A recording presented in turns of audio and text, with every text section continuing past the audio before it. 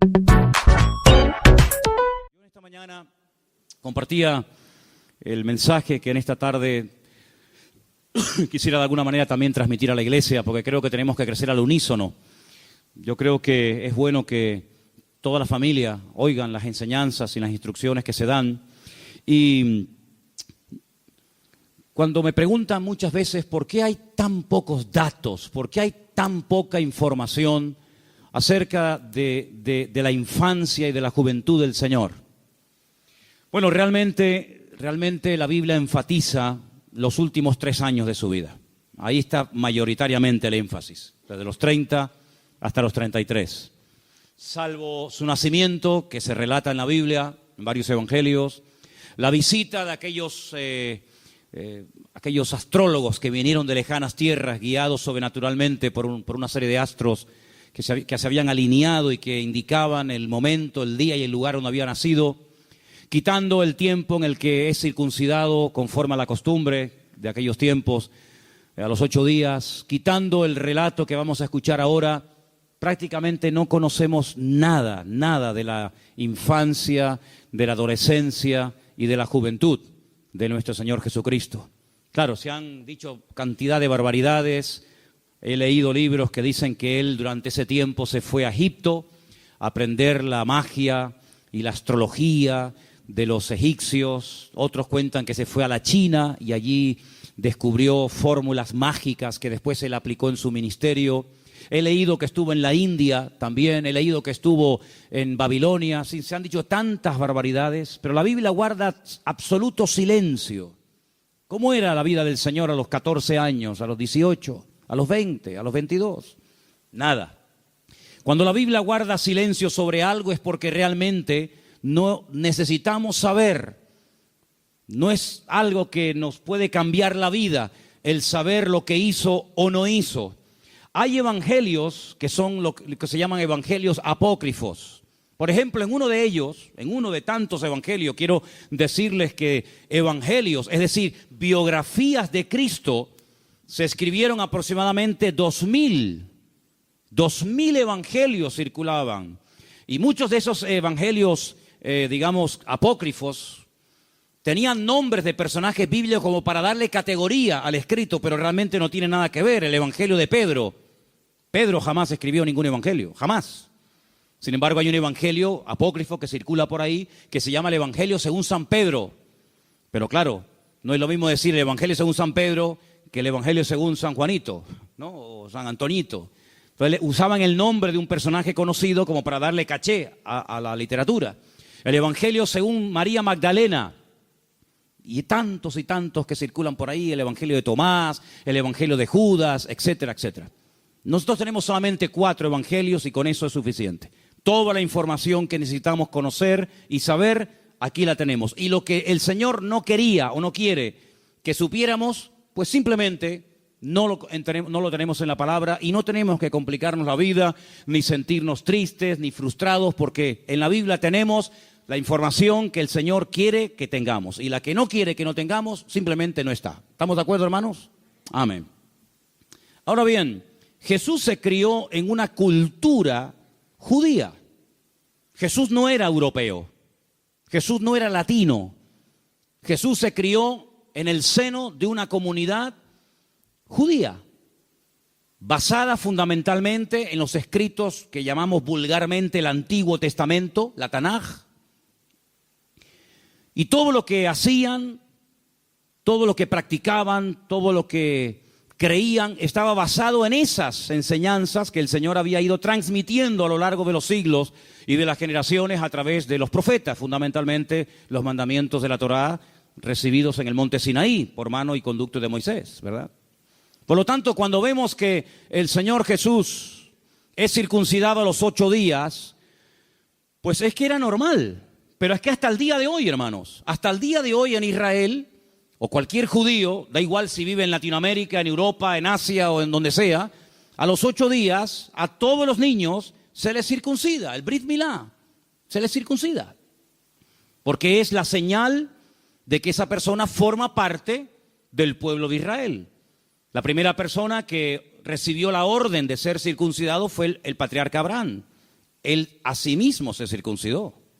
Él se circuncidó a sí mismo. Gracias a Dios que a mí no me pidió eso el Señor. Pero después circuncidó a todos los de su casa. Y circuncidó a Ismael, que ya tenía 13 años. Por eso los musulmanes también se circuncidan. Pero no a los 8 días, sino a los 13 años. Amigo.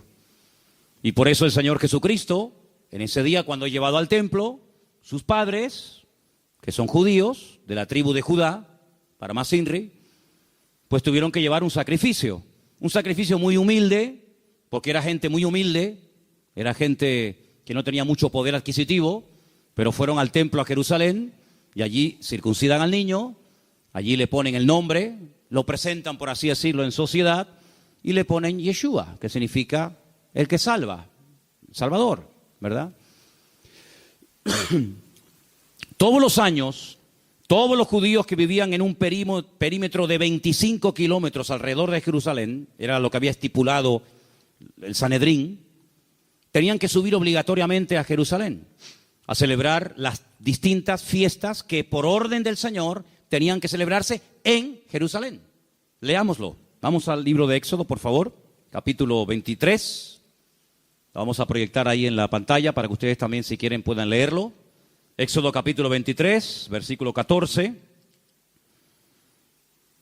3 veces al año me celebraréis fiesta. La fiesta de los panes sin levadura guardarás. Y dice, 7 días comerás los panes sin levadura, como yo te mandé en el tiempo del mes de Abib, que significa primavera. Porque en él salisteis de Egipto, en la primavera salió Israel de Egipto. Y ninguno se presentará delante de mí con las manos vacías. También la fiesta de la siega, una fiesta que nosotros los cristianos le hemos puesto el nombre o la conocemos vulgarmente como Pentecostés. Significa 50. El nombre original de la fiesta hasta el día de hoy se conoce como Shavuot, que es el plural de la palabra Shavua, que es semana, o Shavuot, semanas. Es una fiesta que se celebra 50 días después del anterior, de la Pascua, ¿sí? Por eso muchos judíos ya se quedaban en Jerusalén para no ir y volver, sino que ya muchos se quedaban, otros se iban, lógicamente. Así que era la segunda fiesta. La fiesta de los primeros frutos de tus labores que hubieres sembrado en el campo, y la fiesta de la cosecha a la salida del año. Si se empieza el año con la fiesta de Pesaj, o la fiesta de la Pascua, y al finalizar el año, cuando se acaba el año, se celebra la última fiesta de alegría, que es la fiesta de la cosecha. No de la de los primeros frutos, sino la fiesta grande, la de la alegría, la de la cosecha, que la conocemos como la fiesta de los tabernáculos. La palabra tabernáculos es Sukkot, que viene de la palabra suká. ¿Qué es una suká? Una suká es lo que hasta el día de hoy se hace durante una semana en Israel cuando se celebra esta fiesta entre los meses generalmente de septiembre y octubre, que le recuerda al pueblo de Israel que fueron peregrinos en el desierto durante 40 años antes de tomar posesión de la tierra de Canaán, de la tierra que fluye leche y miel, ¿verdad? Entonces es una fiesta muy bonita, es una fiesta alegre, porque además se termina el ciclo de la lectura de la Torá.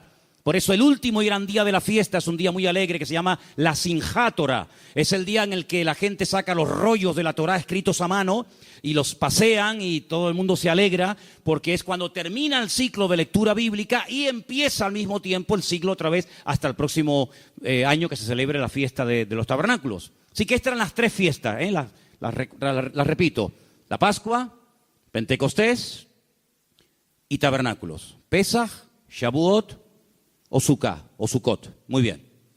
3 veces al año obligatoriamente todo israelita, todo judío tenía que subir a Jerusalén, al templo de Jerusalén, a celebrar estas fiestas, no con las manos vacías, sino como ya hemos dicho. Era obligatorio que los que estaban a 25 kilómetros de Jerusalén tenían que subir sí o sí. ¿Y qué pasaba con una familia que vivía en España? Porque ya había judíos en los tiempos del Antiguo Testamento, ¿verdad? En España ya había una comunidad judía muy importante. Hay muchísimos lugares de España que tienen nombre que tienen que ver con Israel. Por ejemplo, el famoso Val Hebrón, el Valle de Hebrón en Barcelona. El famoso Monte Montjuïc, el Monte de los Judíos, también en Barcelona. El río Ebro, que es el río de los hebreos. y tantos lugares, incluso Tarsis, a donde Jonás quería huir, ¿verdad? Cuando huía o intentaba huir de la presencia del Señor. Pues muchos de ellos no iban a Jerusalén, pero el sueño era ir algún día a Jerusalén a celebrar alguna de estas fiestas, y a veces iban solamente una vez al año. Como Jesús vivía cerca de Jerusalén, vivía en la ciudad de Nazaret, ciudad que hasta el día de hoy se puede visitar, pues ellos dicen que subían todos los años. Era un privilegio el poder subir todos los años. Y cuando el niño cumple 12 años, suben al templo. Y según la historia que hemos leído en esta noche, pues dice la Biblia que en ese tiempo, cuando sus padres ya cumplen con todo lo que estaba establecido en la palabra, regresan otra vez a su hogar, regresan a la ciudad de Nazaret. Por eso se conoce a Jesús como Jesús de Nazaret. Simplemente por eso. No es Jesús de Belén, sino Jesús de Nazaret, porque digamos que adopta el nombre del lugar en el que se crió, aunque él no nació en Nazaret, como todos sabemos. Ahora bien, es interesante ver que esta gente, los padres de Cristo, los padres del Señor, eran practicantes, eran creyentes que practicaban los mandamientos de la palabra de Dios, que por cierto son 600, ¿cuántos? 13 mandamientos. Ahora, por ejemplo, cuando estaba en Israel, les he dicho a los hermanos algunas cosas interesantes. Por ejemplo, las famosas granadas. Una granada muy, muy grande que hay en Israel, que no es la que solemos tener en España, aunque también la puedes encontrar. La de Israel es muy grande, es enorme. Se parte a la mitad, se hace unos zumos muy ricos, por cierto. Pues cuando tú la abres y la desgranas, esos granitos rojos, en todas hay 613 granitos, en todas. Porque es la granada típica de Israel, que al israelita, al judío le recuerda los 613 mandamientos de la Torá, que tiene que practicar o que tenía que practicar en los tiempos en los que existía el templo. Hoy en día es prácticamente imposible cumplir con la ley porque no hay templo y más de 400 mandamientos giran en torno al templo. Por lo tanto, si quieres cumplir con uno y darle mucha importancia a uno, pero no cumple los demás, es como si no cumplieras ninguno. Eso es lo que dice la palabra. Ahora, como ellos eran practicantes, ellos subían todos los años. Ahora, es muy interesante ver que la gente reacciona según lo que le han enseñado. Por ejemplo, cuando hablas con una persona y comienza a contarte un poco su vida, cómo se convirtió, más o menos puedes saber, más o menos puedes conocer el trasfondo, el tipo de iglesia o incluso hasta de denominación a la que ha pertenecido o pertenece. Porque la educación que hemos recibido, sobre todo en los primeros años, primer año, año y medio, 2 años de nuestra conversión, nos marca a veces para toda la vida. Y por eso es muy importante, vuelvo otra vez a recordar lo que se ha dicho en otros mensajes desde aquí arriba, la importancia de ser instruidos con una sana doctrina y no con una enseñanza desvirtuada, manipulada, tergiversada, sacada del contexto para formar pretextos que después no tienen ningún fundamento bíblico. Es muy importante examinar lo que oímos, lo que leemos, lo que aprendemos semanalmente a la luz de las Escrituras. ¿Para qué? Para que podamos imitar a aquellos hermanos nuestros de la ciudad de Berea que dicen que eran personas nobles porque examinaban, después de haber escuchado al apóstol Pablo disertar sobre las profecías que, según él, se habían cumplido en la persona de Cristo. Es muy importante comprobar a la luz de las Escrituras si lo que estamos oyendo cada semana es así o no es así. Porque hay creyentes, parece mentira, pero es así, que han sido víctimas de malas enseñanzas, de enseñanzas sobreenfatizadas, amplificadas, como yo les llamo. Personas que le dan un énfasis tan grande a una cosa que ojalá se lo dieran a todo, Ojalá le dieran tanto énfasis a la oración, al perdón, a la generosidad, a la asistencia, al estudio de la palabra, como le dan a otras cosas. Y eso es como si nos creciera un brazo muy largo y otro se nos quedara raquítico. Sería horrible. Sería horrible, pues lamentablemente encontramos personas, incluso iglesias, incluso me atrevería a decir denominaciones enteras, que le dan un sobreénfasis a algo que hay que enseñar. No estoy diciendo que no, hay que enseñar, hay que compartirlo, pero en su justa medida, ¿verdad? En su justa medida. Hay iglesias que le dan un énfasis increíble al hablar en lenguas. Para ellos lo más importante es hablar en lengua. No hay otra cosa en la vida más importante que hablar en lenguas, cuando la Biblia no pone un sobreénfasis sobre ese ni sobre ningún don de la palabra. Todos son importantes y todos son necesarios. Como dije en cierta ocasión, el don más importante y necesario es el que hace falta en el momento, no el que no hace falta, ¿verdad? Hay iglesias que le dan un énfasis impresionante al diezmo. Y hay gente que viene obsesionada con el diezmo. Y ya no tanto, pero cuando venían muchos hermanos de otras naciones y decidían congregarse aquí con nosotros un tiempo, pues, oye, era como si el diezmo era lo que arreglara todo. Si no importa si no oramos, si no nos congregamos, el diezmo. Y es como una obsesión. Y bueno, o sea, hay que hablar del diezmo, hay que hablar de las ofrendas, ¿cómo no? Por supuesto que sí, es bíblico, ¿sí o no, hermanos? Pero yo no voy a estar todo el santo día hablando del diezmo y de pedir y hay que dar, porque si no das no sé qué.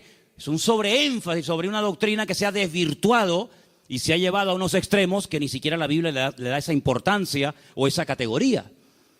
Entonces es muy importante ver cómo en la vida de los padres del Señor Jesús, José y María, eran personas equilibradas, personas que hacían las cosas cuando se tenían que hacer y ya está, y nada más, ¿verdad? Pero hay creyentes que han sido víctimas de enseñanzas manipuladas, mutiladas, amplificadas, etc. Hay gente que ha recibido incluso veneno. Sí, hermano, veneno disfrazado en cápsula de doctrina sana. Veneno que ha entrado en su espíritu, que ha entrado en su mente, que ha entrado en su forma de ser, y actúan, y oran, y viven, y piensan, y reaccionan en base a una falsa enseñanza que ¡pum!, se les coló, y ahí ha echado raíces, y les controla la vida. Gente que está todo el día viendo demonios por todos los lados. ¿Conocen gente así? ¿Conocen gente así? Digo, madre mía, qué facilidad tienen para ver demonios de tal gente. ¿Por qué no desarrollan la habilidad para ver más al Señor? Y para ver la protección y la bendición de Dios. Están todo el día asustados, es que el diablo y es que el diablo. Pero hija, pero ¿tú quién eres? Es que ni a Pablo lo perseguía tanto el diablo como a ti. Porque han sido víctimas de una enseñanza envenenada. Claro, el otro extremo, ¿cuál es? No, que eso no existe, que no hay diablo, que no hay demonios, que no hay guerra espiritual, que no hay lucha. Ese es el otro extremo, cuidado. Y todos los extremos son malos. Entonces, qué importante es crecer de una forma equilibrada, comprobando a la luz de las Escrituras si los conceptos, las enseñanzas que se transmiten diariamente o semanalmente son realmente así. Y por eso vemos en el Señor que Él subió, no porque era una tradición, sino porque era un mandato del Señor. Era un mandato del Señor subir a Jerusalén a celebrar la fiesta de la Pascua. Pero yo les dije el jueves que en esta historia, que es la única, dicho sea de paso, que tenemos sobre la adolescencia del Señor, aparece una frase que a mí durante mucho tiempo me creó, vamos a decir, entre comillas, un cierto problema. Porque es una palabra que no me encaja en la forma de ser del Señor. Y vamos a leerla. Estamos en Lucas, ¿verdad? Capítulo 2, versículo 48. Dice que los padres, después de 3 días, claro, fue un día de ida, otro día de vuelta, y otro día buscándolo, total 3 días, como los 3 días que estuvo sepultado, ¿verdad?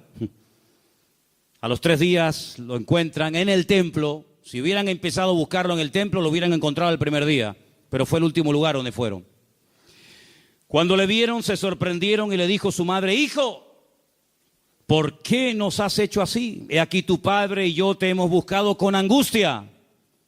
Con angustia. Qué terrible, ¿no? Cuando estamos angustiados, asustados, nerviosos, preocupados por algo. No es correcto vivir así. No es correcto vivir con esa inseguridad, con ese temor dentro, ¿no? Ellos manifiestan que han estado angustiados. Bueno, en cierto sentido les podemos entender. Perder a un hijo 3 días tiene que ser una experiencia horrible, ¿verdad? Entonces, cuando le vieron se sorprendieron, pero él les dijo, versículo 49, ¿por qué me buscabais? Como diciendo, pero, ¿por qué estáis tan preocupados? ¿No sabíais que en los negocios de mi padre me es necesario estar? Y ahí aparece la palabra, y de hecho la tengo subrayada aquí en la Biblia, lo podéis comprobar. En los negocios, y yo digo, ¿negocios? ¿No suena un poco chocante la palabra negocios en los labios del Señor, sí o no? ¿A usted no le choca? ¿A nadie le choca? Yo entonces me equivoqué de predicación hoy, ¿o no? A mí me choca mucho que el Señor hable de negocios. Porque la iglesia no es un negocio. ¿O es un negocio el reino del Señor?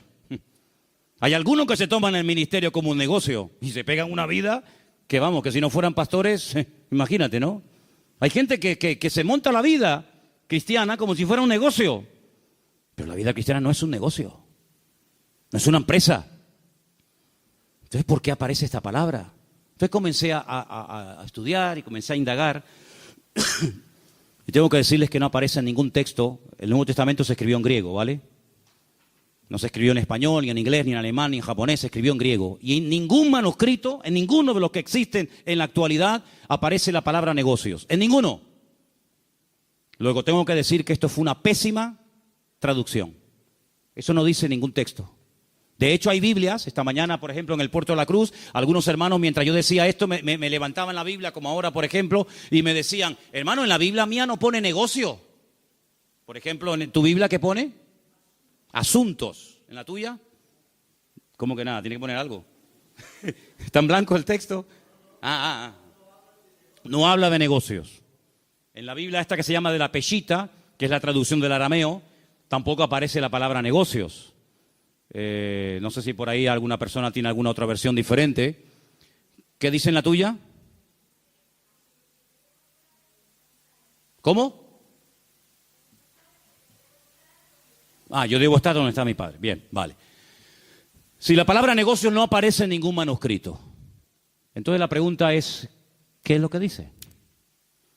En la casa de mi padre me es necesario estar. Eso es lo que dice el original. En la casa de mi padre me es necesario estar. Me llama mucho la atención porque el Señor Jesús, la última semana de la vida de Cristo es muy interesante, ¿eh? Muy, muy interesante. Está plagada de detalles. Baja de las montañas de Galilea, se va a Jerusalén y dice, por ejemplo, en Mateo 21, vamos a leerlo, Mateo 21, 12, que una de las primeras cosas que hace cuando llega a Jerusalén es ir al templo. La ciudad estaba plagada de peregrinos. Venían de todas partes a celebrar la Pascua. Era una fiesta muy importante, era una fiesta que se recordaba la liberación de la esclavitud de Egipto. Y venían peregrinos, judíos, centenares, miles de creyentes, de judíos de todas partes del país y de fuera del país. Y Jesús se va al templo. Y claro, aquello era un bullicio de gente, había judíos de todas partes del mundo y todos querían comprar su oveja, su cabra, el animal correspondiente para presentar el sacrificio personal. Y cuando el Señor llega al templo, estamos en Mateo 21, ¿verdad? Versículo 12, Jesús entró en el templo de Dios y echó fuera a todos los que vendían y compraban en el templo. Se habían metido dentro del templo a comerciar. Tremendo, el templo se había corrompido. Y entonces dice que él volcó las mesas de los cambistas. ¿Quiénes eran los cambistas? Pues ahora en Israel cuando hemos ido, pues hemos tenido que buscar casas de cambio para cambiar los euros en shekel. Porque con el euro sí puedes comprar cosas, pero te pueden timar, le pueden poner el valor que ellos quieran. Entonces tienes que convertir la moneda, los dólares, los euros o la moneda que lleves, tienes que convertirla en la moneda del país y con esa compras y vendes y te mueves, que es el shekel. Y los cambistas eran las personas que se ponían con sus mesas y le cambiaban el dinero a los que venían de un país, a los que venían de otro país, a los que les cambiaban el dinero, las monedas, etcétera, ¿verdad? Esos eran los cambistas. Y el Señor dice que las mesas de esa gente que estaba haciendo negocio en la casa del Señor, dice que las volcó. Imagínate un montón de monedas rodando por el suelo, ¿verdad? Volcó las mesas de los cambistas y las sillas de los que vendían palomas. Esto era el negocio, el negocio. Tienen que venir a cambiar y tienen que venir a comprarnos las palomas, las ovejas, los corderos y vamos a forrarnos. Esto va a ser una bicoca, esto va a ser el negocio porque estos pobrecitos vienen aquí y tienen que presentar sus ofrendas. Qué tremendo, ¿no? Qué tremendo. Siempre hay gente que vive de la desgracia ajena o del dolor ajeno. Jesús les dice, escrito está, mi casa, casa de oración será llamada. Mas vosotros la habéis convertido en cueva de ladrones. ¿Qué te parece, amigo? Me habéis convertido mi casa en una cueva de ladrones. Un lugar tan sagrado, un lugar donde el Señor depositó su gloria en su momento, Un lugar donde estaba la Shekinah, la gloria del Señor, el centro religioso del pueblo de Israel. Lo habían corrompido de tal manera que la gente hasta por dinero compraba los cargos. Es increíble que siempre tenía que haber un sumo sacerdote, que era el representante del pueblo delante del Señor y al mismo tiempo el representante del Señor para con el pueblo. Ahí tenemos en la entrada de la iglesia una réplica de las vestiduras del sumo sacerdote para que más o menos os deis una idea cómo podían ser, ¿verdad? Pero en aquellos tiempos, en los tiempos de Cristo, no había uno, habían dos. ¿Os acordáis? Anás y Caifás. Uno eran de los fariseos, otro era del grupo de los saduceos, porque competían entre ellos. Unos creían una cosa, otros creían otra. Todos querían tener el poder, amigo, el poder religioso, el poder controlar a la gente, manipular las escrituras, etcétera, etcétera. Una corrupción moral y espiritual terrible. Y el mismo Señor Jesucristo, cuando entra al templo, tiene que limpiarlo de adentro para afuera y volcar las mesas de los cambistas. Yo me he preguntado muchas veces, ¿y Anás y Caifás, los sacerdotes de la época, no se sentían mal cuando veían lo que el Señor vio? ¿No le llamaron la atención a los cambistas, ni a los que habían manchado y corrompido el templo? Pues se ve que no. Se ve que esa gente estaba allí porque alguien se lo había permitido. Se ve que esa gente estaba allí como pez en el agua porque los sacerdotes estaban igual o peor de corrompido que ellos. Y quién sabe también si cobraban alguna comisión de paso, ¿verdad? Y no es hasta que llega el Señor que dice, pero ¿no os dais cuenta que esto ya no es mi casa? Que esto, en vez de ser una casa de oración, una casa de comunión, de relación, de intimidad con nuestro Padre, con nuestro Señor, lo han convertido en una cueva, pero de ladrones. Porque la Biblia habla de muchas cuevas. Y había una cueva que era la famosa cueva de Adulán, donde iban los afligidos y los menesterosos y los endeudados y los hechos polvo, diríamos, porque allí vivía un tal David que les ofrecía una seguridad y les ofrecía una esperanza, cosa que el rey Saúl no les ofrecía. Pero sin embargo, en la casa del Señor, en el templo de Jerusalén, pues en vez de ser un lugar de santidad y un lugar de respeto y un lugar de comunión, aquello era un gallinero, aquello era un lugar de negocio, de comercio, una auténtica cueva de ladrones. Y es interesante porque el Señor, cuando tiene 12 años, le dice a sus padres, en la casa de mi Padre me es necesario estar. Y cuando tiene 30 años dice, me habéis convertido mi casa de oración en una cueva de ladrones. Ay, amigo, ¿en qué quedamos? ¿Es la casa del Señor o es la casa de Dios? Porque Él dijo a los 12 años, en la casa de mi Padre me es necesario estar. Y cuando tiene 30 años dice, mi casa me la habéis convertido en una cueva de ladrones. Qué interesante, ¿verdad? He traído un material que lo voy a dar a partir del jueves, tan interesante en mi vida, doy gracias al Señor por eso. He podido conseguir un material tan extraordinario, lo conseguí en una iglesia en Talpiot, a las afueras de Jerusalén, donde al terminar un culto me acerqué a una mesa llena de material, de pegatinas y de montones de cosas, y yo comencé ahí a llevarme de todo un poco, y me traigo un libro escrito por el pastor de la iglesia, donde habla de cómo aclarar y cómo explicar esa lucha que a veces hay entre sí. Pero bueno, si la Biblia dice que Dios es uno, escucha Israel, el Señor nuestro Dios, uno es, y entonces Cristo, ya son dos, ¿no? Está el Padre y está el Hijo, ahora hay dos, antes allí era uno, ahora son dos. Entonces hay creyentes que tienen un lío con esto y me ha llegado este material a mis manos, escrito específicamente para aclararle a los judíos que se encuentran con esta disyuntiva de no entender lo que vulgarmente por ahí algunos han llamado Trinidad. Pues en ese libro comencé a estudiarlo y es increíble los textos que aparecen. Lo voy a comenzar a dar desde el jueves, un material extraordinario acerca de todas las veces y ejemplos bíblicos buenísimos, ¿verdad?, que emplea el Señor en su palabra para explicarnos lo que para Él es uno, aunque a veces sean 2 o 100 o 1000, pero para Él es uno. Eso, Dios mediante, será el día jueves en las clases que daremos, ¿no? Pero es interesante notar cómo el Señor llegó a aquel lugar y dice que Él comenzó a oír y a preguntar. A oír y a preguntar. Dice la Escritura que lo primero que tenemos que desarrollar como creyentes es el deseo de oír. Todo hombre sea pronto para oír y tardo para hablar. Primero, aprender a oír. Segundo, aprender a hablar. A veces nosotros nos metemos en líos porque primeramente hablamos y después escuchamos. Cuando la Biblia dice que es al revés. Primeramente hay que oír, observar, conocer bien, tener todos los datos y después hablar. Es como el orden de las letras en el Aleph Bet, en las letras del alfabeto hebreo. Todas tienen un orden. Los que están en la clase conmigo en hebreo saben, ¿verdad? Aleph, Bet, Gimel, Daleth, Hei, Bat, todo ese orden, ¿verdad? Hay una letra que es la letra, ¿cuál? Ain, Ain, ojo, a ojo. Y la siguiente es la letra P, que significa boca. Primeramente observa y luego hablas. ¿Cuántos problemas habremos tenido a lo largo de nuestra vida? Porque hablamos, opinamos, comentamos, nos metemos en follones y después cuando te dicen, no, pero mira, es que era así, ay, pero ya la palabra salió por tu boca y ya no vuelve atrás, ¿verdad? El Señor dice que oía y preguntaba.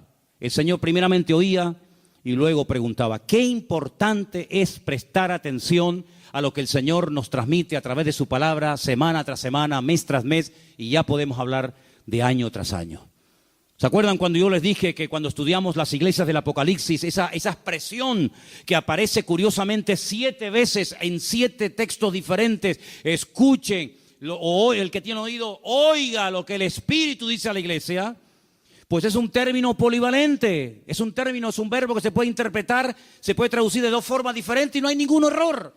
Escucha o oigan lo que el Espíritu dice a la iglesia. Y la otra forma del verbo oír es obedezcan lo que el Señor le dice a la iglesia. Entonces dice, entonces ahora entiendo lo que dice Romanos 10. La fe viene por oír.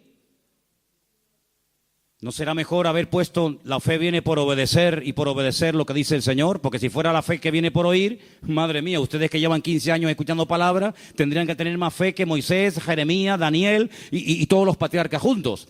No es solamente por oír, hay gente que oye y oye y oye y oye, pero ¿qué de lo que oye ponen en práctica? ¿Se dan cuenta?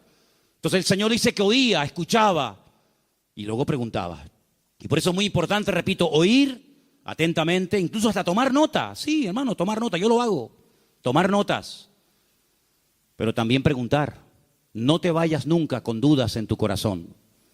Una duda no aclarada mañana te puede ser una piedra en el zapato que te impide crecer y te impide madurar y desarrollarte adecuadamente en tu relación con el Señor. Pregunta, si no entiendes algo, sobre todo de la doctrina, no tanto del estilo, sino de las doctrinas elementales y básicas, que por cierto las tenemos ahí en el tablón de la iglesia y en la página web de la iglesia. En esto creemos, esto, 1, 2, 3, 4, en esto creemos. Si tiene usted alguna duda sobre la inspiración de las Escrituras, si tiene alguna duda acerca de la venida del Señor, si tiene alguna duda sobre algo que creemos o practicamos, pregunte. Nunca caerá mal usted por preguntar. En todo caso, nos molestará que nunca pregunte nada, ¿eh? Así que pierda el temor a preguntar, a indagar, a saber y a averiguar. Ahora, quiero hacer notar algo muy interesante. Él dice, en la casa de mi padre me es necesario estar. ¿Cómo es posible que con 12 años tuviera tan claras las ideas y supiera dónde y dónde no tenía que estar? Con 12 años. Ahora, tenemos que trasladarnos, cuando yo les he dicho muchas veces que la Biblia se escribió en un contexto cultural completamente diferente a nosotros, es muy importante conocer ese contexto. ¿Se acuerdan cuando estudiamos hermenéutica?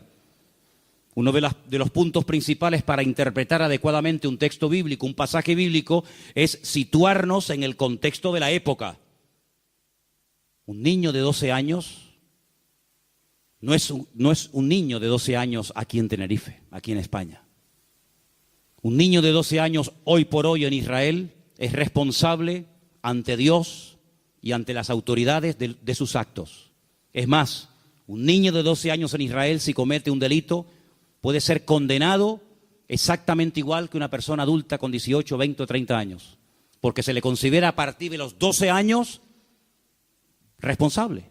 De hecho, hay niños que están cumpliendo condenas de más de 20 años por delitos que han cometido a esa edad. Por lo tanto, allí se madura muy pronto. Aquí se madura muy lento. Aquí hay hijos que todavía tienen 40 años y aún no se han ido de la casa de los padres.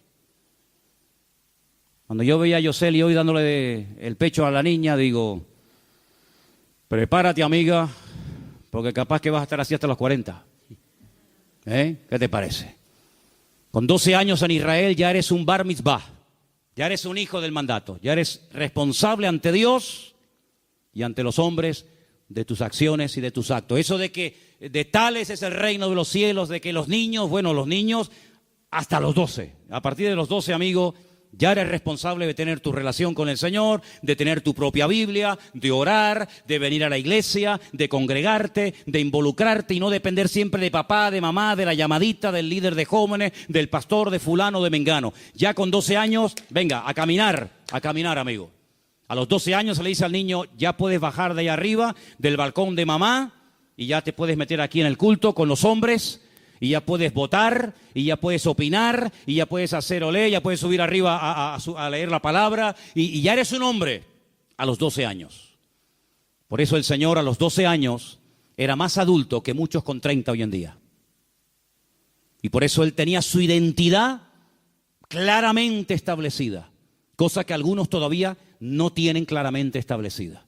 Hay personas que todavía están mirando a izquierda, a derecha, delante, detrás, a ver cuál va a ser su modelo, a ver a quién van a imitar, a ver cómo me voy a cortar el pelo, a ver de qué medida me lo voy a poner, a ver qué tatuaje me hago, a ver con quién me identifico, con el motero, con el punky, con el siniestro o con quién me identifico, porque todavía no han encontrado su lugar en la vida, todavía no tienen una fuente de... Yo he predicado hace poco, ahora cuando estuve en Italia y en Suiza, predicaba, digo, hermano, toda iglesia tiene que tener bien clara cuál va a ser su fuente de identidad, su fuente de inspiración. Y creo que nuestra fuente de inspiración y nuestra identidad la tenemos 100% en Cristo Jesús, nuestro Señor nuestro. ¿Cuántos dicen amén? Por eso el imitar a fulano, imitar a mengano, cómo ora, cómo predica, cómo se mueve, es lo más ridículo del mundo. Entra en tu aposento y tu Padre que te ve en lo secreto te recompensará en público. Una de las cosas que tenemos que orar y pedirle al Señor, y si puede ser antes de que termine este año, que ya está a la vuelta de la esquina, mejor que mejor, es decir, Señor, quiero saber a qué me has llamado, cuál es mi lugar, cuáles son los talentos que tengo y lo que no tengo. Con todo respeto, digo esto ahora. Ahora vino el barco, gloria a Dios, ojalá viniera más. Ahora todos se quieren ir al barco. Mañana viene el avión y todos se quieren ir con el avión. Y mañana viene un submarino cristiano y todos se quieren ir con el submarino cristiano. Y mañana viene un cantante famoso y todos quieren ser como el cantante famoso. Y pasado viene... hermanos, gloria a Dios por todos estos ministerios. Gloria a Dios. Yo me alegro muchísimo y me alegro mucho de que los jóvenes... Después le pedí a Saray que diera un breve testimonio porque los jóvenes de esta iglesia, y estamos muy contentos por ello, creo que han tenido una buena participación y un buen ejemplo y otros hermanos también. Cuando digo jóvenes, métanse ustedes también, me refiero a ustedes también, hermano. ¿Sí? Pero hermanos, no tenemos que ser niños fluctuantes. El niño le regalas un cochecito y está loco, pero en cuanto le presentas una moto, ya hace así, dice, el cochecito o la moto. Y mañana le presentas una trompeta y pasa una batería, porque todavía no tiene claras sus ideas. ¿Tú las tienes? ¿Tú tienes claras las ideas? ¿Las tienes claras? ¿Motero? Gloria a Dios, amén. Te compras una Harley Davidson, te vistes como te tengas que vestir. Si ese es el lugar que Dios tiene para ti, sé el mejor motero del mundo y sirve al Señor en ese terreno. Pero ¿y si ese no es tu terreno, amigo? ¿Para qué te compraste la moto? ¿Te pusiste el parche? ¿Para qué? ¿El Señor quiere que seas músico? Pues prepárate y estudia y aprende y practica y saca callos y suda, lo que haga falta, pero sé ese músico para el cual el Señor te llamó. Dios quiere que seas pastor, olvídate de otras cosas. Para ti lo más importante es el ministerio, estudiar y servir a los demás porque a eso te ha llamado el Señor. Pero si a eso no te ha llamado el Señor, ¿para qué meterte en camisas de 11 varas, ilusionarte, perder tiempo, perder energía, incluso a veces hasta dinero? ¿Para qué? Qué hermoso es saber a lo que Dios nos ha llamado y a lo que Dios no nos ha llamado. Qué hermoso saber lo que Dios me ha dado a mí y lo que Dios no me ha dado a mí. No olvidemos las palabras de nuestro hermano Pedro. Nuestro hermano Pedro, el de la Biblia, ¿eh? No están pensando en otro hermano Pedro que por ahí tenemos en Tenerife otro, ¿no? El hermano Pedro, el de la Biblia. No tengo ni plata ni oro. Pero ¿cómo puede ser que un ministerio que predique y en una predicación haga así y en el primer llamado gane a 3,000 almas y no tenga recursos económicos? ¿Cómo puede ser un hombre que va por la calle y sin querer, cuando pasa con la sombra, el Señor se glorifica y algunos enfermos son sanados, y semejante ministerio no tiene ni plata ni oro? Pero si hoy en día hay gente que en el ministerio, hermano, no saben hacer ni la O con un canuto y se pegan una vida que hermano, ni un artista de Hollywood. Y este hombre que tiene la gracia del Señor, que ha caminado por encima de las aguas, que ha visto milagros, que ha visto a Elías, que ha visto a Moisés, que ha hablado con ellos, que ha visto cosas tremendas que ninguno de nosotros hemos visto jamás y probablemente nunca veremos. ¿Cómo es posible que llegue a la puerta donde va a entrar al templo y le diga a un mendigo que le está pidiendo dinero: no tengo, no me pidas dinero, porque no tengo ni plata ni oro? Es que era la verdad. Y no tenemos que tener vergüenza de reconocer lo que Dios no me ha dado, porque probablemente el que esté sentado al lado tuyo tenga lo que tú no tienes. Y es un complemento que Dios ha puesto a tu lado. Dios le ha dado a Elena dones que yo no tengo, pero Dios me ha dado dones a mí que ella no tiene. Y ahora vamos a pelear y a discutir. Yo una vez oré por una persona que estaba enferma y a los 3 días se murió. Y Elena ha orado por mí cuando he estado asfixiado y muy mal, y me he sanado así, al momento. ¿Qué quieres que te diga? Cada uno tiene su don, cada uno tiene su terreno. Por eso Pedro dijo: no tengo plata ni oro. Si ustedes creen que nosotros los discípulos, por haber estado con el Señor y por tener congregaciones de miles y de miles de personas, nadamos en la abundancia, os equivocáis rotundamente. Pero tenemos otras cosas que ni con todo el dinero y el oro del mundo se pueden comprar. En el nombre de Jesucristo, levántate y camina. Aleluya.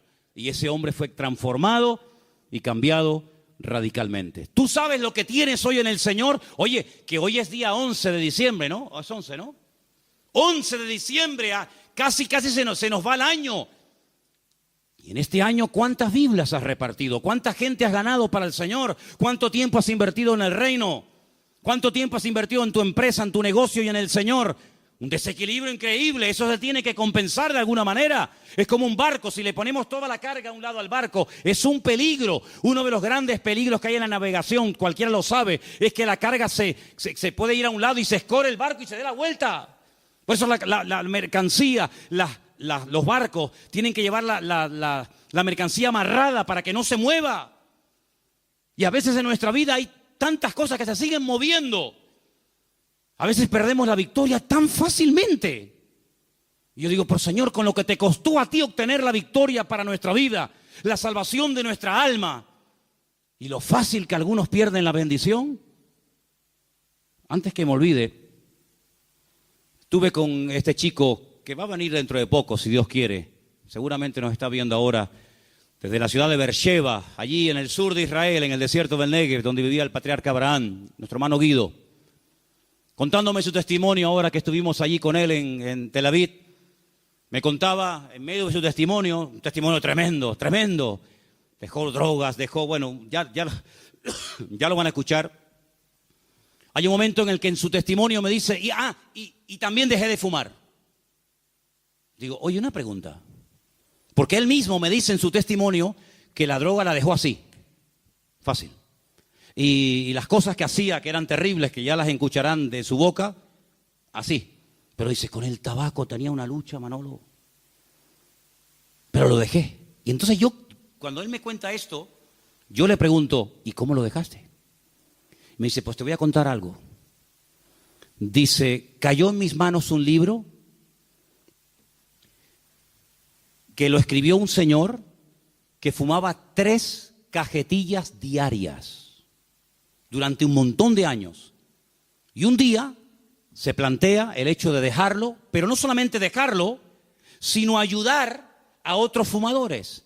y creó un método, no me acuerdo ahora cómo se llama, y ese método lo escribió en un libro. Y me dice, ese libro cayó en mis manos y aún no lo había terminado de leer y ya no probé nunca más el cigarrillo. Y le digo, dame ese libro ahora mismo. Cuidado, no es porque yo fume, ¿no? Como estoy yo garante como para fumar ahora. Y le digo, dame ese libro. Entonces me lo mandó por ¿cómo se llama eso? PDF. Yo veo que ustedes están puestos en eso. En PDF. Entonces, lo he imprimido, se ha imprimido arriba y quiero ofrecerlo a los hermanos de la iglesia. Es un material increíble que he traído de Israel. Él dice en el libro que fúmate este último cigarro con todo el placer del mundo porque va a ser el último que vas a fumar. Incluso él tiene escuelas, tiene talleres donde dice, y si después de hacer lo que yo te digo no lo dejas, yo te devuelvo el dinero. Entonces yo digo, ¿eso tiene que ser una bomba? ¿Eso tiene que ser una pasada? Entonces lo tengo, para no preguntar ahora públicamente nada, porque eso es una cosa muy personal. Si después del culto algún hermano o hermana dice, mira, yo lo voy a leer, pero me dijo, tienes que leerlo todo, ¿eh? Tienes que leerlo todo. Digo, vale, yo se lo diré a los hermanos que lo lean. Yo ya lo tengo ese material y oye, por probar, ¿no? Por probar no se pierde nada. ¿Estamos de acuerdo?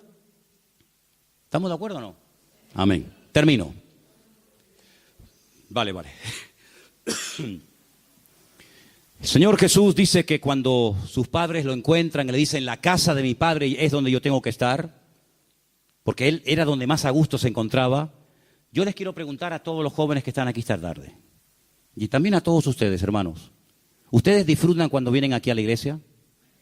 ¿Disfrutan? ¿Les gusta venir? Amén. No lo pierdan nunca, ¿eh? No lo pierdan nunca. El día que a mí no me guste predicar, el día que a mí no me guste estar aquí, no puedo estar, porque estaría fingiendo. Que ese deseo de venir, de disfrutar, de escuchar, de aprender, de participar, de colaborar, en lo que sea, que nunca se vaya de tu vida. Amén. Y si ves que se te está apagando, ora al Señor y recupera ese fuego, porque es una de las cosas más bonitas que como creyentes tenemos. Decir, tengo ganas de ir a la iglesia. Y el culto ahora empieza a las 6:30, yo a las 6 estoy allí. ¿Y qué hay que hacer? Yo el primero. Si con 12 años él tenía este deseo, ¿cuánto más nosotros? Pero quiero terminar leyendo los 2 versículos que mi hermano Luis, ¿dónde está Luis? Que mi hermano Luis allá arriba en el balcón me dejó para que yo leyera. El 51 y el 52. ¿Podemos proyectarlo ahí? Dice, descendió con ellos y volvió a Nazaret. Podía terminar ahí el texto, pero añade algo muy interesante. Dice, y estaba sujeto a ellos. Y su madre guardaba todas estas cosas en su corazón. Y Jesús crecía en sabiduría, en estatura y en gracia para con Dios y para con los hombres. Fíjate tú qué datos tan interesantes nos da la palabra, ¿eh? Vuelve a Nazaret, pero no diciendo, como ese niño que le dice, ven aquí. Y el niño viene, pero va llorando por toda la calle. A veces yo he visto madres que pasan por aquí, por enfrente de la iglesia, y vienen con el niño dando gritos desde la esquina y llegan al recinto ferial y aún sigue chillando el chiquillo. No con esa actitud. No volvió con esa actitud de malcriado, sino dice que volvió sujeto a sus padres. Jesús, el Rey de Reyes y Señor de los Señores, reconociendo que aún no ha llegado su hora ni su momento, vuelve a Nazaret, se sujeta a sus padres y hasta los 30 años guarda absoluto silencio. Qué acto de humildad, ¿verdad, hermanos? Qué acto de humildad. Se sujetó, se sometió a sus padres. ¿Y tú a quién te sujetas? ¿A quién te sometes tú? ¿Quién es tu cabeza? ¿Quién es tu autoridad espiritual? Una de las preguntas que le hago muchas veces a algunas personas es, ¿quién es tu pastor? ¿Quién es tu pastor? Y algunos me responden, no, el Señor es mi pastor. Digo, ya. Si el Señor fuera tu pastor, tú también tendrías un pastor en esta tierra. Porque eso es lo que nos enseña la palabra de Dios. Someternos, sujetarnos los unos a los otros. Y aprender los mayores o los menores de los mayores y servirnos los unos a los otros. Es lo que dice la Biblia, someternos, sujetarnos, aprender los unos de los otros. Pero luego hay algo muy interesante y es cómo crecía el Señor. Ponme otra vez el último versículo. Dice que crecía en estatura. Gloria a Dios. Le pregunté hace un rato a Nuria, que estaba por ahí dando vueltas, Eva, la pequeñita, inquieta. Claro, ya aprendió a caminar. Y le digo, ¿cómo te gustaba más? ¿Cuando era como esta pequeñita en brazos?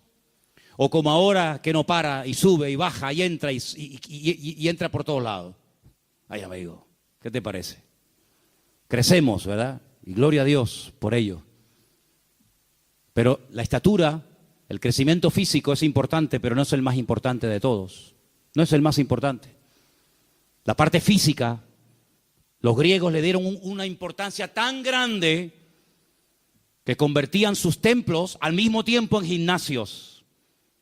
Y por ejemplo, cuando conquistaron Jerusalén, lo primero que hizo Antíoco Epifanes, que fue uno de los seleucidas, uno de los griegos que conquistó aquella parte de la tierra, cuando el imperio griego se divide en 4, pues convirtió el templo de Jerusalén en un gran gimnasio y lo profanó de esa manera. Y la gente iba a ponerse cachas, a ponerse fuerte. Y ellos inventaron las olimpiadas, el culturismo, el culto al cuerpo. ¿Cuántos gimnasios hay alrededor de nuestra iglesia? ¿Los ha contado? 5.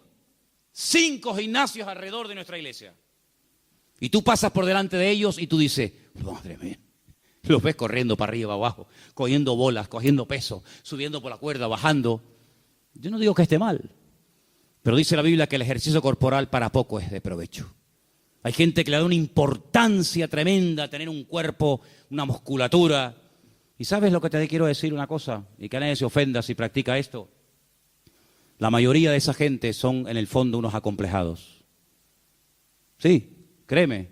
La mayoría de esas, no digo todos, pero muchas de esas personas que se me achacan en los gimnasios y se quieren poner fuertes y hermosos y no sé qué y no sé cuánto, en el fondo tienen unos complejos tan grandes que quieren tapar y ocultar su complejo de inferioridad con un cuerpo no sé qué y luego escarbas y no hay nada, nada en su vida.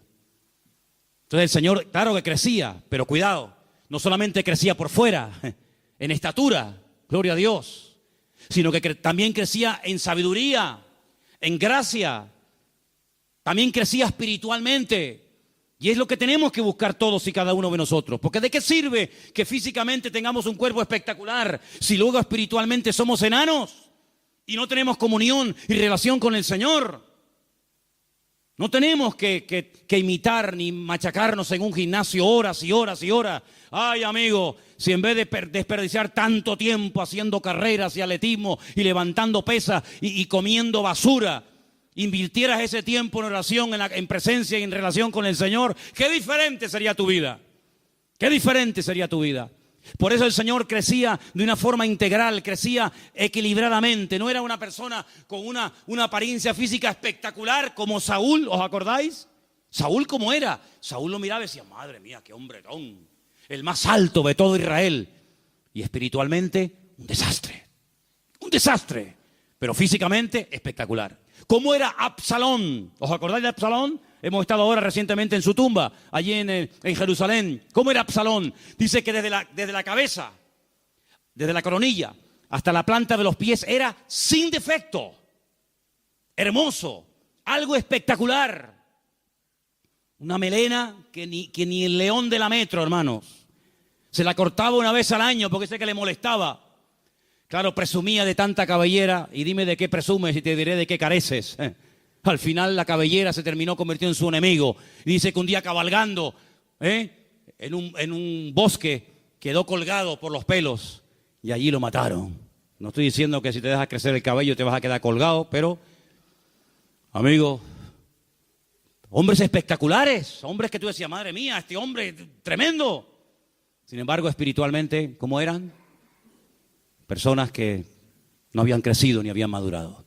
El Señor crecía por fuera, por dentro, delante de Dios, delante de los hombres, un crecimiento equilibrado. ¿Estamos creciendo, hermano? Yo les pregunto, hermanita, escúchame, ¿estás creciendo?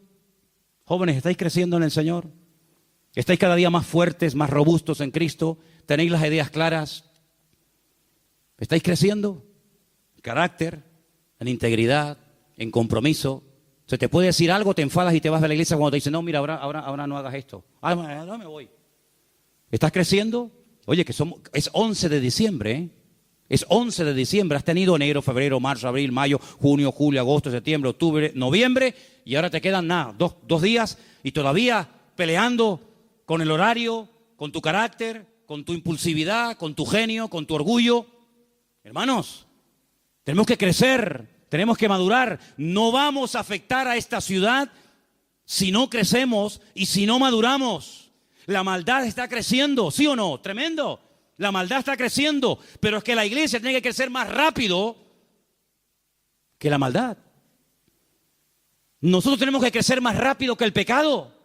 No puede crecer más la homosexualidad que la iglesia del Señor. No puede crecer más la drogadicción. No puede crecer más la maldad en la ciudad que nosotros como pueblo de Dios. Cada día tenemos que crecer y madurar más. Y cada día tener más paciencia y más amor y más perseverancia. Esa es la voluntad de Dios para todos. ¿Cuántos dicen amén? Claro que a los 12 años dejaba con la boca abierta, pero no era el tiempo. Una vez me pusieron un vídeo, y termino, de un niño, el niño predicador. Lo habéis visto, ¿no? Hay por ahí, por YouTube, algunas predicaciones de este muchachito. Sí, muy bien.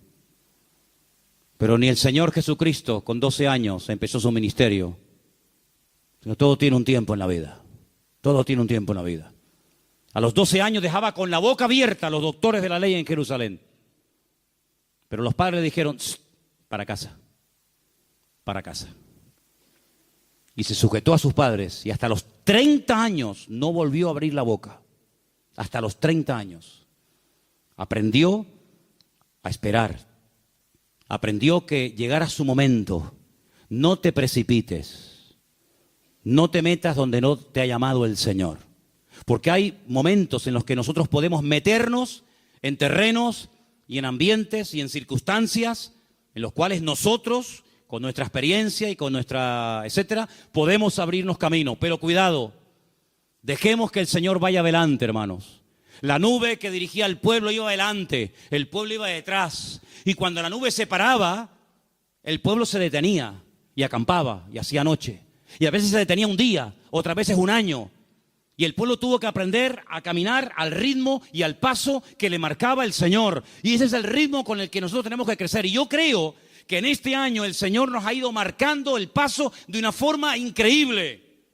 Y he visto que muchos se han esforzado y han caminado y han crecido y han ido al ritmo que el Señor ha ido marcando las pautas y los tiempos en nuestra vida y en nuestra congregación.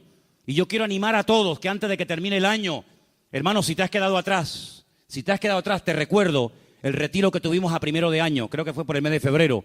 ¿A quién atacó Amalek? ¿Os acordáis de aquel retiro que tuvimos? ¿A quién atacó Amalek? A la retaguardia, a los que iban atrás, a los que se habían quedado retrasados, a los que no iban al ritmo del pueblo. Por ahí vino el ataque. Los demás iban avanzando y aquellos cansados, los fatigados, los débiles, por ahí les vino el ataque. Por eso, hermanos, si te has quedado atrás, venga, corre, métete en el pelotón y seguimos al ritmo del Señor. Por eso, hermanos, dice que cuando cumplieron con todo, volvieron a Nazaret. Mientras no cumplieron con todo, no volvieron. ¿Para qué volver? ¿Estamos cumpliendo con todo? Hay gente que asiste a la iglesia. Sí, yo les veo aquí esta tarde. Yo no soy ciego, les veo. Estáis cumpliendo una parte muy importante que es la de congregaros. No dejar de congregarse como algunos tienen por costumbre, pero cuidado, eso es un área nada más, ¿eh? Eso es un área. Pero, ¿y tu vida de relación con Dios? ¿Tienes relación con Dios? ¿O vives de cultos? Ay, amigo. ¿Tienes comunión con el Señor? ¿Estás involucrado en la obra? Me decían antes del culto que anunciara, que pidiera. Hombre, después de semejante mensaje, esto tiene que ser una bomba, lo que voy a decir ahora, ¿no? Pero me dijeron que pidiera voluntarios para esta semana para colaborar en el rastro. Hay algunas personas que vienen a esta iglesia a comer y comen bien, ¿eh? Aquí en esta iglesia se come bien, ¿sí o no? Hombre, ya lo creo, aquí se come pero bien. Y si no, vete por fuera para ver lo que te ponen. Aquí se come bien. Pues hay personas que vienen a esta iglesia a comer y nunca les veo que echen una mano en el rastro. Nunca. Nunca. ¿Y de qué te crees que se paga todo esto? Necesitamos voluntarios que vengan a echar una mano en esta puerta que el Señor nos habrá abierto digna para poder servir al Señor y al mismo tiempo para poder apoyar la obra de Dios. Los escalones de la iglesia aún no los hemos podido poner. ¿Cómo es posible eso? ¿Cómo puede ser eso? Hay 2 meses en el año en el que la iglesia se desmadra. Uno es en el verano y otro es en esta fecha de diciembre, donde regalo va, regalo viene, regalo para el abuelo, regalos para el tío, regalo para el niño, regalo para la mamá, regalos para fulano, regalos para mengano. ¿Y qué le vamos a regalar a la obra del Señor en este año? ¿Qué le vamos a regalar? ¿Qué le hace falta a la obra? ¿Qué le hace falta a la obra? Yo mañana quiero comprar 100 Biblias y por fe las vamos a comprar. Yo quiero ver terminadas esos escalones. Entonces todos y cada uno de nosotros, hermanos, tenemos oportunidades cada día para demostrar nuestro crecimiento y nuestra madurez. Viniendo, hombre, faltaría más que no vengas, eso es el mínimo. Pero hermanos, vamos a involucrarnos. El día 25 tenemos una oportunidad de oro para que cada uno de los que estamos aquí esta noche, que somos bastantes, para que cada uno de nosotros pudiera traer uno. Bueno, si cada uno de nosotros trajera una visita ese domingo, no cabríamos aquí. Pero vamos a orar para que Dios ponga en nuestro camino personas que vengan el domingo contigo y oigan el mensaje verdadero del Evangelio. ¿Cuántos dicen amén? Así que, hermanos, manos a la obra. Menos siesta y vamos a involucrarnos en las cosas del Señor. Amén. Muchas gracias porque hasta aquí hemos sentido tu bendición, tu presencia. Gracias por este testimonio de cómo se está alcanzando a este sector de la población tan necesitado como es el de los moteros. Pedimos por este ministerio que tú lo sigas usando, que se extienda tu palabra en ese mundo, en ese gremio, y que muchos, Señor, pasen de muerte a vida y conozcan la verdadera libertad, que es conocerte a ti, Señor. Pedimos que bendigas ahora las clases donde los niños van a ser instruidos en tu palabra y también a nosotros. Bendícenos y háblanos a través de tu palabra. Oramos por los hermanos que están en este momento en directo, viendo y escuchando también este culto y que están a punto de escuchar este mensaje, esta enseñanza. Pedimos, Señor, tu dirección. Pedimos que tú nos ayudes en el día de hoy y que salgamos de aquí renovados y fortalecidos en la fe y con tu bendición y con tu gracia. Te damos gracias por todo en el nombre de tu amado Hijo Jesús. Amén.